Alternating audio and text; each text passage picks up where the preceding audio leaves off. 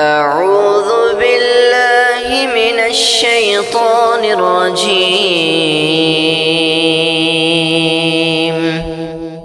بسم الله الرحمن الرحيم.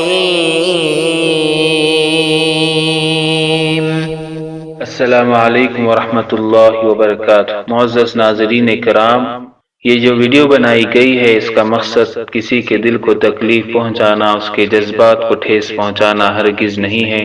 ہم یہ چاہتے ہیں کہ ہمارے بہت سے اسلامی بھائی اور بہنیں بہت سے عقائد لیے ہوئے ہیں اور بہت سے اعمال کرتے ہیں، مقصد اللہ کی رضا حاصل ہونا ہی ہوتا ہے، لیکن وہ عقائد و اعمال قرآن و سنت کے خلاف ہونے کی وجہ سے انہیں جہنم تک پہنچا سکتے ہیں، کیونکہ اللہ تعالیٰ سورہ غاشیہ کی آیت نمبر 2، 3 اور 4 میں فرماتا ہے، اس دن بہت سے چہرے ذلیل ہوں گے، محنت کرنے والے تھکے ہوئے وہ دہکتی ہوئی آگ میں جائیں گے۔ ہم یہ نہیں چاہتے کہ ہمارے بھائیوں اور بہنوں کی محنتیں ضائع ہو، ہم یہ چاہتے ہیں کہ ان کے اعمال قرآن و سنت کی روشنی میں ہو۔ اللہ سے دعا اللہ تعالیٰ ہمیں صراط مستقیم عطا فرمائے، آمین۔ السلام علیکم ورحمۃ اللہ وبرکاتہ۔ معزز حضرات، ہمارے سامنے فضائل اعمال کی مشہور و معروف کتاب رکھی ہوئی ہے، آپ دیکھ سکتے ہیں۔ ہم اس میں سے ایک واقعہ بیان کرنا چاہ رہے ہیں جو قرآن اور سنت کے خلاف ہے۔ ہمارا پیغام یہ ہے کہ اللہ نے ہمیں عقل سے نوازا ہے، ہم قرآن اور حدیث کا مطالعہ کریں اور ایسے من گھڑت واقعات کو نہ پڑھیں۔ چلیے دیکھتے ہیں واقعہ کیا ہے اور اس کا جائزہ لیتے ہیں قرآن اور حدیث کی روشنی میں۔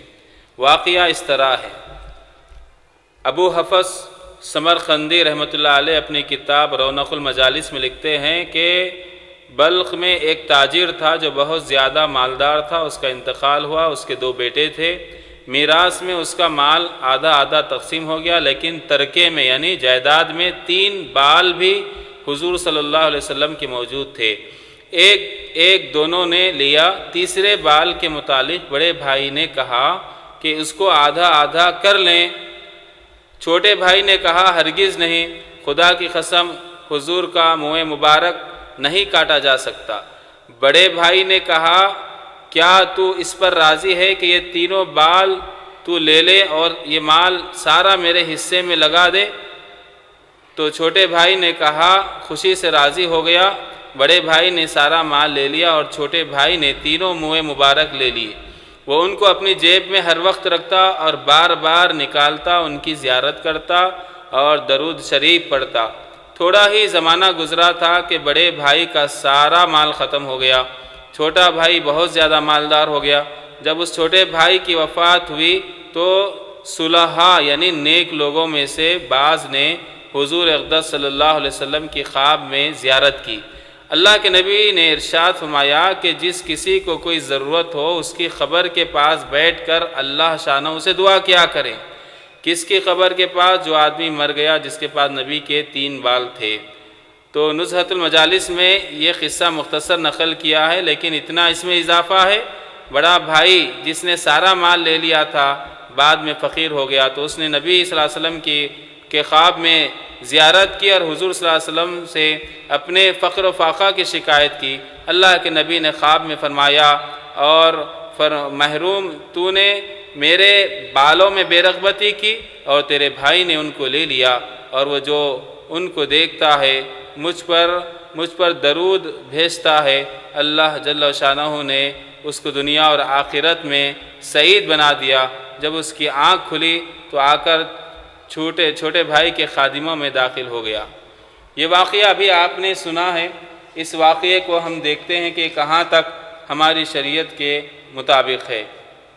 ابو حفص سمرقندی نے ایک تاجر اور ان کے 2 بیٹوں کا تذکرہ کرتے ہوئے چھوٹے بیٹے کا عمل نبی کے بالوں کو دیکھ کر درود پڑھنا اور اس کی موت کے بعد اللہ کے نبی نیک لوگوں کے خواب میں آ کر کہے کہ اس کی قبر کے پاس بیٹھ کر دعا کریں اللہ سے، یعنی یہ بتانا چاہتے ہیں کہ درود کی فضیلت اتنی ہے کہ پڑھنے والا اگر مر جائے تو اس کی قبر کا حصہ دعا کی قبولیت کا بن جاتا ہے، نعوذ باللہ من ذالک۔ اور درود پڑھنے سے آدمی بہت زیادہ مالدار ہو جاتا ہے۔ اللہ کے نبی صلی اللہ علیہ وسلم نے دعا کی قبولیت کی شرطیں اور دعا کب قبول ہوتی ہیں، اس کے اوقات اور جگہ بھی بتائی کہ کون سی جگہ ہے جہاں پر دعا جلد قبول ہوتی ہے، جو صحیح احادیث میں موجود ہے۔ وہاں یہ ذکر نہیں ملتا کہ کسی کے قبر کے پاس بیٹھ کر دعا کرو دعا قبول ہوگی، ہرگز نہیں، بلکہ خود نبی صلی اللہ علیہ وسلم نے اپنی قبر کے پاس میلہ لگانے، عبادت کرنے سے منع کیا۔ اگر درود کی فضیلت بتانا ہی ہوتا تو احادیث رسول میں فضائل درود موجود ہیں جو سچے ہیں، اور سچی تعلیم کے ذریعے سے لوگوں کو صحیح رہنمائی کرنی چاہیے۔ اس طرح جھوٹ بول کر لوگوں کی اصلاح کرنے کی کوشش یہ خلاف شریعت ہے۔ چلیے صحیح احادیث میں بھی درود پڑھنے کی فضیلت بیان کی گئی جو اس طرح ہے۔ عبداللہ ابن عمر بن عاص رضی اللہ عنہ بیان کرتے ہیں، اللہ کے نبی صلی اللہ علیہ وسلم نے فرمایا، من صلی علیہ صلاۃ صلی اللہ علیہ بہا عشرا، مسلم کی حدیث ہے کہ اللہ کے نبی فرما رہے ہیں جو مجھ پر ایک مرتبہ درود پڑھتا ہے اللہ اس پر 10 رحمتیں نازل فرماتا ہے۔ اور اللہ کے نبی کی یہ حدیث دلیل بن سکتی ہے، آپ کے اور کسی بزرگ کے خواب دلیل نہیں بن سکتے۔ ابن مسعود رضی اللہ عنہ بیان فرماتے ہیں، اللہ کے رسول صلی اللہ علیہ وسلم نے فرمایا، قیامت کے دن لوگوں میں سب سے زیادہ میرے نزدیک وہ ہوگا جو مجھ پر درود پڑے گا زیادہ سے زیادہ۔ یہ بھی حدیث ترمذی کی ہے۔ ان 2 حدیثوں کے روشنی میں ہم یہ بتانا چاہتے ہیں کہ درود کی اگر فضیلت بتانا ہوتا تو صحیح احادیث کی روشنی میں بتاتے۔ ان واقعات کو بیان کرنا جس کی کوئی اصل نہیں ہے، من گھڑت واقعات ہیں، تو یہ درست نہیں ہے۔ اور جو بات بتائی گئی کہ یہ آدمی درود زیادہ پڑھتا تھا نبی کے بالوں کو دیکھ کر، لہٰذا یہ مر گیا ہے، اس کے قبر کے پاس بیٹھ کر دعا کرو، کیا یہ شریعت کے اندر جائز ہے؟ اس واقعے میں جو بات بتائی گئی یہ بالکل خلاف سنت ہے، کیونکہ نبی کی سنت تو یہ بتائی گئی۔ حذیفہ بن یمان فرماتے ہیں رضی اللہ عنہ، ابن حجر رحمۃ اللہ علیہ نے اس حدیث کو بیان کیا ہے فتح الباری میں کہ اذا حضبہ الامر صلی، نبی محترم صلی اللہ علیہ وسلم کو اگر کوئی حاجت ہوتی، کوئی ضرورت پڑتی تو اللہ کے نبی صلی اللہ علیہ وسلم نماز پڑھنے لگتے۔ یہ حسن درجے کی ابو داؤد کی روایت۔ اس نبی کی سنت سے یہ بات کا پتہ چلا کہ ضرورتیں ہو تو نماز کے ذریعے سے اللہ کی مدد طلب کی جائے، نہ کہ کسی کی خبر کن بیٹھ کر۔ اللہ تعالیٰ نے قرآن مجید میں فرمایا، استعینوا بالصبر والصلاۃ، تم اللہ کی مدد طلب کرو نماز کے ذریعے سے، صبر کے ذریعے سے۔ تو یہ سنت ہے، یہ جائز طریقے ہیں اللہ تبارک و تعالیٰ کی مدد طلب کرنے کی، نہ کہ خبروں کے پاس بیٹھ کر دعائیں کرنے کی۔ اللہ کے نبی صلی اللہ علیہ وسلم نے کسی کی خبر پر بیٹھ کر دعا کرنے کی تعلیم نہیں دی، نہ صحابہ رضوان اللہ علیہم اجمعین کا اس پر عمل ہے۔ تو لہٰذا ہمیں اور آپ کو یہ واقعہ جو بیان کیا گیا ہے فضائل اعمال کے اندر، ہمیں جو ہے اپنا جائزہ لینا چاہیے، اصلاح کرنا چاہیے، اور قرآن اور نبی کی حدیثوں کی طرف لوٹنے کی ضرورت ہے۔ میرے دوست اور بزرگوں، یہ واقعہ فضائل درود کا آپ کے سامنے رکھا گیا تھا، آپ خود جائزہ لے لیں۔ اللہ تعالی ہم سب کو نیک توفیق عطا فرمائے، آمین۔ السلام علیکم ورحمۃ اللہ وبرکاتہ۔ اس قصے کو لے کر چند سوالات و اشکالات ذہن میں آتے ہیں جو کہ یوں ہیں: جس تاجر کا انتقال ہوا اس کا کیا نام ہے؟ اس کے 2 بیٹوں کے کیا نام ہیں؟ یہ کون ہیں؟ یہ کس ملک، کس شہر، کس قبیلے اور خاندان سے تعلق رکھتے ہیں؟ کیا ہمیں ان کے بارے میں کچھ بھی پتہ ہے؟ اس قصے میں جب چھوٹے بھائی کا انتقال ہو گیا تو یہ کون صلحاء یعنی کہ نیک لوگ ہیں جنہوں نے نبی کریم صلی اللہ علیہ وسلم کی خواب میں زیارت کی اور انہیں کہا گیا کہ جس کسی کو بھی کوئی ضرورت ہو تو اس کی قبر پر بیٹھ کر اللہ سے دعا کریں؟ یہ کون صلحاء ہیں؟ ان کے کیا نام ہیں؟ یہ کس ملک، کس شہر، کس قبیلے اور خاندان سے تعلق رکھتے ہیں؟ کیا کسی کی قبر کے پاس بیٹھ کر اللہ سے اپنی دعا قبول کروانا ہمارے نبی کریم صلی اللہ علیہ وسلم کی تعلیمات میں سے ہیں؟ کیا کبھی کسی صحابہ، تابعین یا اتباع تابعین نے کسی کی بھی قبر پر بیٹھ کر اللہ سے اپنی دعا قبول کروائی؟ اپنے آخری دم تک نبی کریم صلی اللہ علیہ وسلم نے لعنت بھیجی ان پر جو اپنے اولیاء کی قبروں کو عبادت گاہ بناتے ہیں، تو پھر یہ کیسے ممکن ہے کہ وہ اب خواب میں آ کر ان کو یہ حکم دیں کہ یہ قبر پر جا کر اللہ سے اپنی دعائیں قبول کروائیں؟